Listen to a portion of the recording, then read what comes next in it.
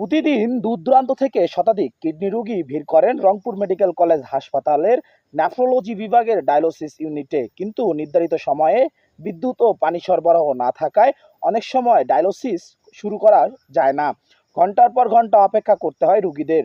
রোগী ও রোগীর স্বজনদের অভিযোগ, ডায়ালিসিসের মতো গুরুত্বপূর্ণ চিকিৎসা সেবায় এমন অনিয়ম তাদের জীবনকে আরও ঝুঁকির মুখে ঠেলে দিচ্ছে।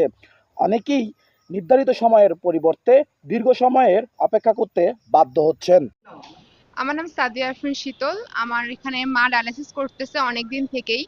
এখানে অনেক সমস্যা, যেমন আজকে যে আমরা আসছি অনেকক্ষণ আগে 12টার দিকে, কারেন্ট নেই, আবার পানি নেই, ডায়ালিসিস হচ্ছে না। আবার অনেক কিছু সাপ্লাই আছে কিন্তু আমরা সবকিছু পাই না, যেমন স্যালাইন অনেক রোগী পায়, অনেক রোগী পায় না। স্যালাইন অনেক কিছু, আবার নার্সদের বিহেভিয়ার। আবার আমরা শিডিউল রোগী হয়েও বেড নিয়ে অনেক চিল্লাচিল্লি হয়। আবার পেশেন্টের সাথে আমাদের থাকতে দেয় না, অনেক সময় পেশেন্টের সমস্যা হয়।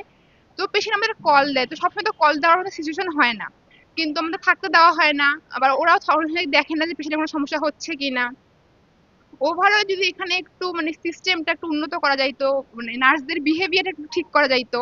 আমাদের সাথে এত খারাপ বিহেভ করে মাঝে মাঝে যে মনে হয় মানুষ হিসেবে গণ্যই করে না আমাদেরকে। এগুলো ইমপ্রুভ করলে আমাদের জন্য খুব ভালো হতো, কারণ আমরা যে আসি মাঝে মাঝে আমাদের নিজেকেই ছোট মনে হয়। 1 ঘন্টা আধা ঘন্টা পর ডাকলে বুয়া গুলা আরো বেশি পাওয়ার না সেচ্ছে একে ডাক দিলে আসে না, আরো দেরি আছে পরে দিব। নার্স গুলার তো পাওয়ার শেষই নেই, এগুলো করে লাভ নাই। আমরাও কিছু করতে পারবে না, সরকার তার কিছু করবেই না।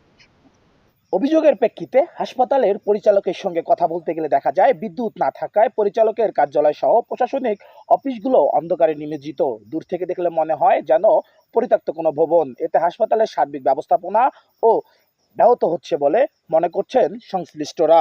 ডায়ালিসিস কিডনি রোগীদের জন্য অত্যন্ত গুরুত্বপূর্ণ ও জীবন রক্ষাকারী চিকিৎসা, তাই বিদ্যুৎ ও পানির মতো মৌলিক সেবার ঘাটতি দ্রুত দূর করে নিরবিচ্ছিন্ন চিকিৎসা নিশ্চিত করার দাবি জানিয়েছেন রোগী, স্বজন এবং সচেতন নাগরিকরা।